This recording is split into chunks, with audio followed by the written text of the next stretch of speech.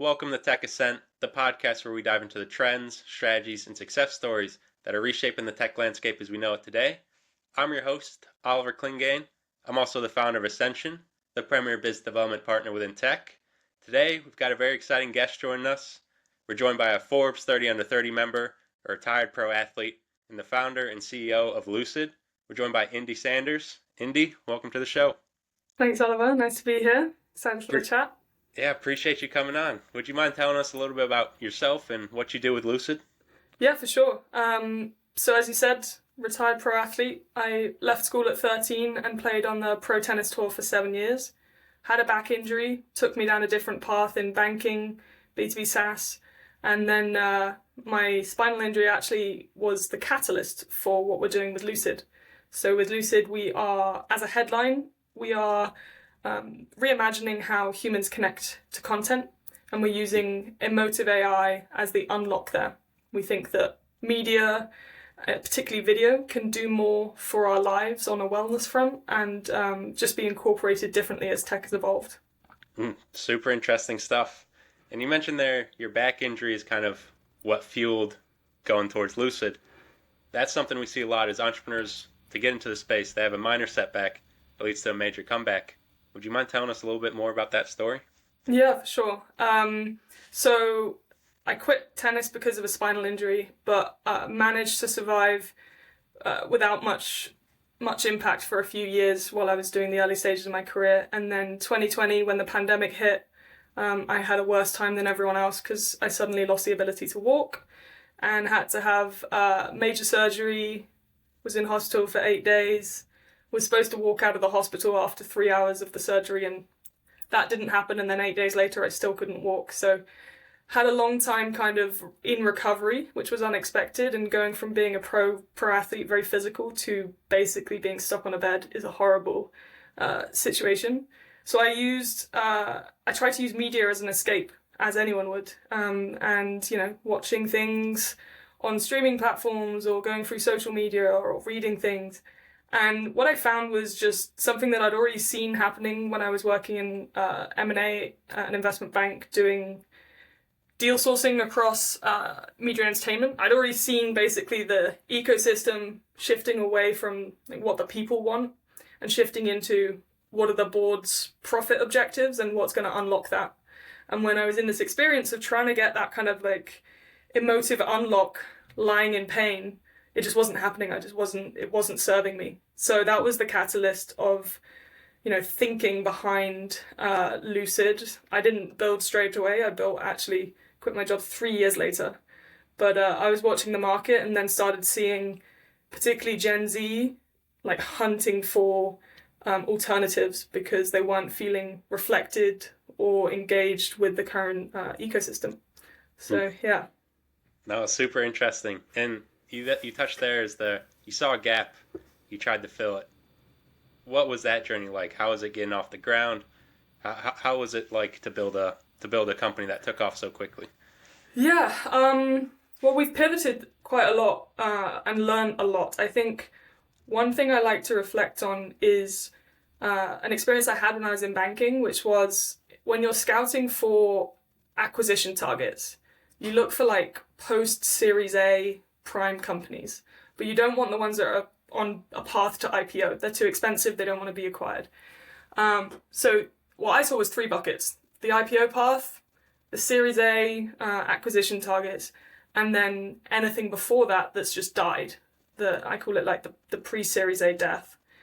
And that's because from the patterns that I saw, the founders building those companies or the teams building those companies try and prove their model right.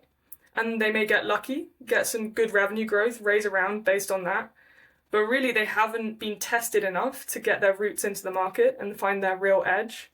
So that stuck with me. I was like, I don't want to be those guys. So when I left my job and started building, my biggest focus was how do you appropriately at every single stage test the market, the product? You're testing yourself wrong more than you're testing yourself right. And the trigger was you then get to a fork in the road, you make a different decision. But that decision around kind of the pivot happened a year in for us. So got started coming out of Antler. I was lucky enough kind of the week after I quit my job, I got accepted into their accelerator and kind of just, dove headfirst into building, got their investment, and yeah, a year-long testing process, which was really fun. Awesome. And in that kind of year-long testing process, what did that lead to? Did you guys find some success right away and you scaled it? Did you struggle and then you pivoted? What did that look like? Yeah, we built a super lean, like a beta web app streaming platform, and the focus there was unlocking more captivating and impactful, like emotively impactful content. So that was more of a content play in the market. We thought that our ICP was going to be a little more niche to begin with, and we were proving that out. We got like organic growth entirely just using Instagram posts, 20% month over month growth, 85% free trial conversion rate, less than 5% churn. So we were getting little revenue growth and testing it out with customers. But it was kind of like maybe 6 months in, we had this point where we were about to start really scaling out that and going, this works, we're getting good conversion, the numbers look good. And then we went to Miami and we had this pop-up where it was like an immersive lounge. We were projecting our content on the walls. And it was really cool because I thought we were going to have like really niche people coming in, like maybe like culture lovers, people that go to like an art gallery or like an indie film festival.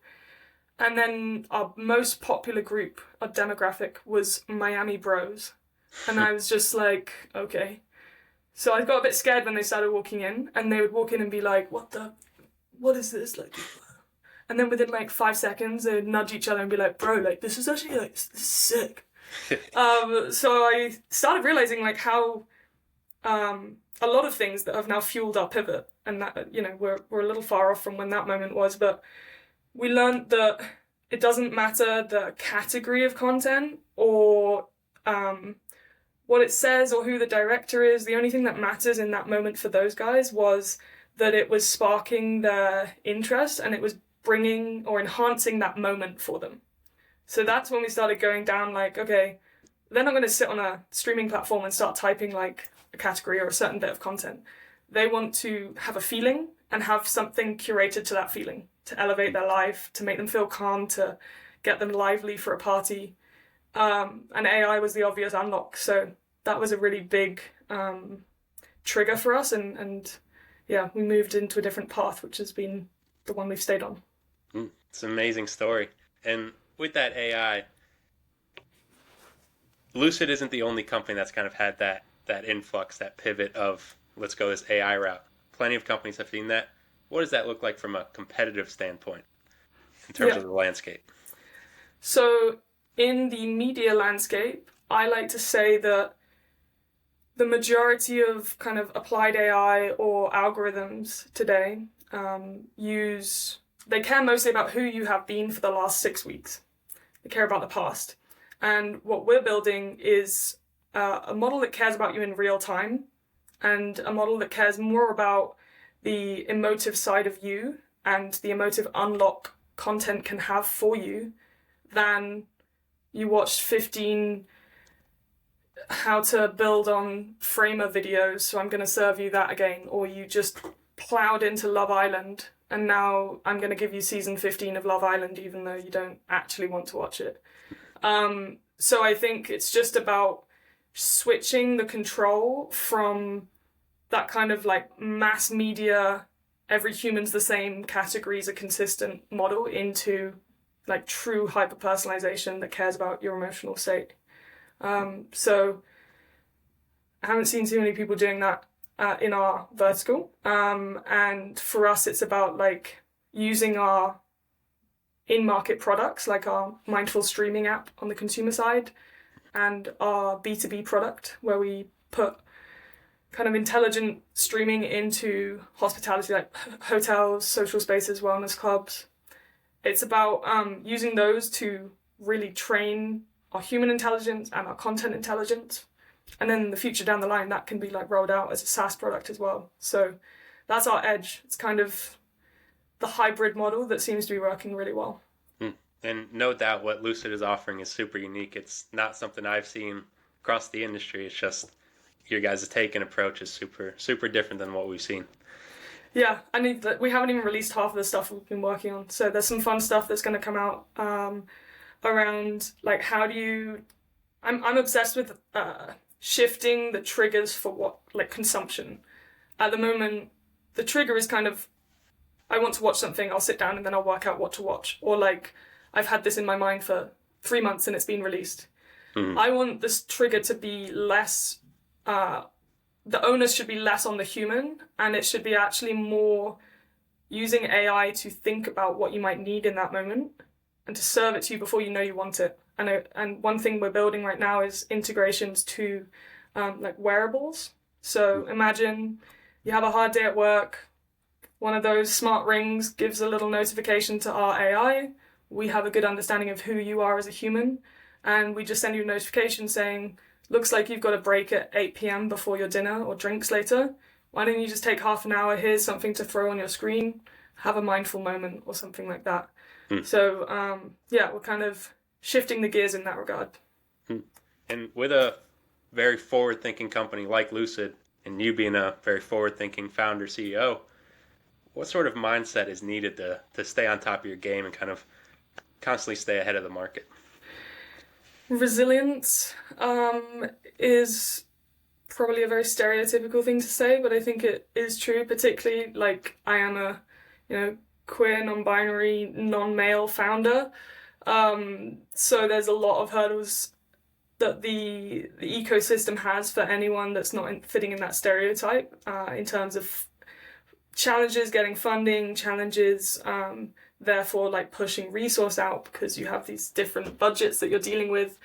So yeah, just got to be pretty relentless. And also I lean into my tennis background for that. A nice kind of analogy is when you are playing a tennis match and you hit your serve in the net, you don't just like throw your racket on the, well, you can sometimes, but you don't throw your racket on the floor and walk off the court and think you've lost.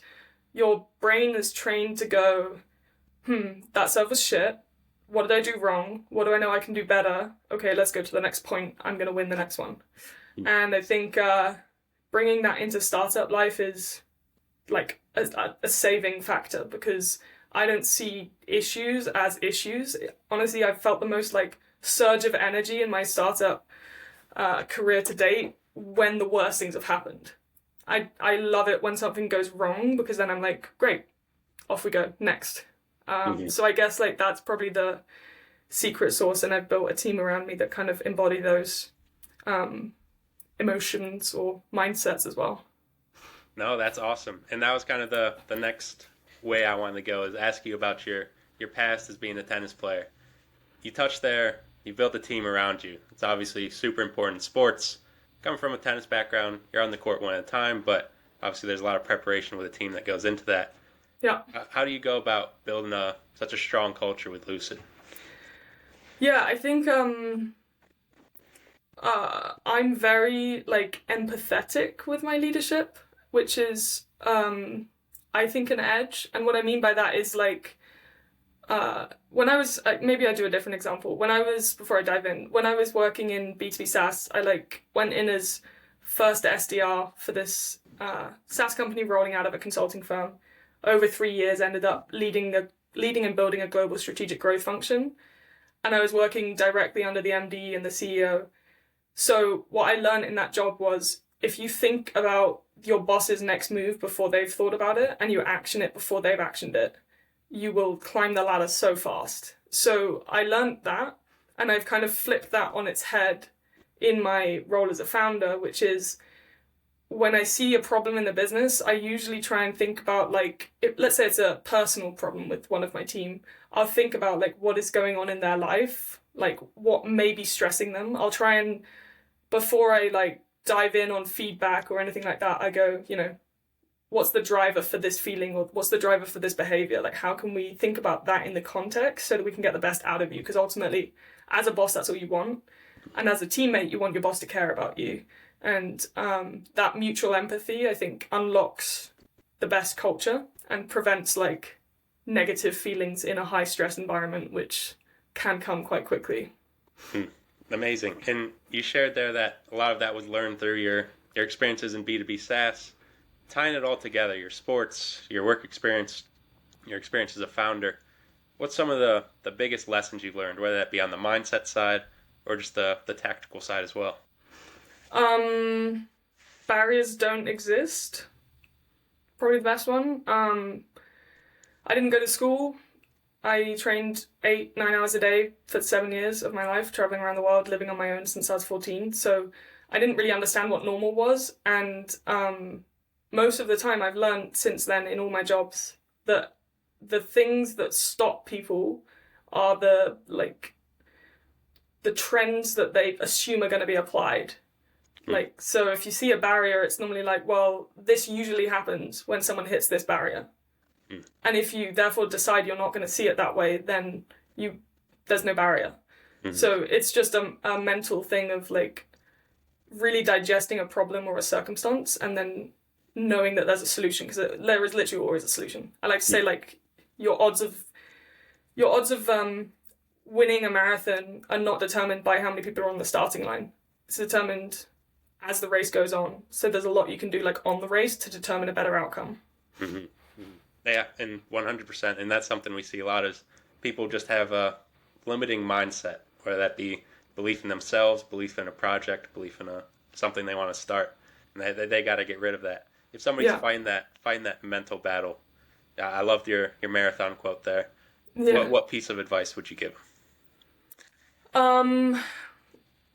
You have to like care so aggressively about a long-term vision while also caring about very immediate signals that you can use every day for whether that's a metric, whether it's market feedback, investor feedback. You have to take it all in all the time and see how your long-term vision can evolve.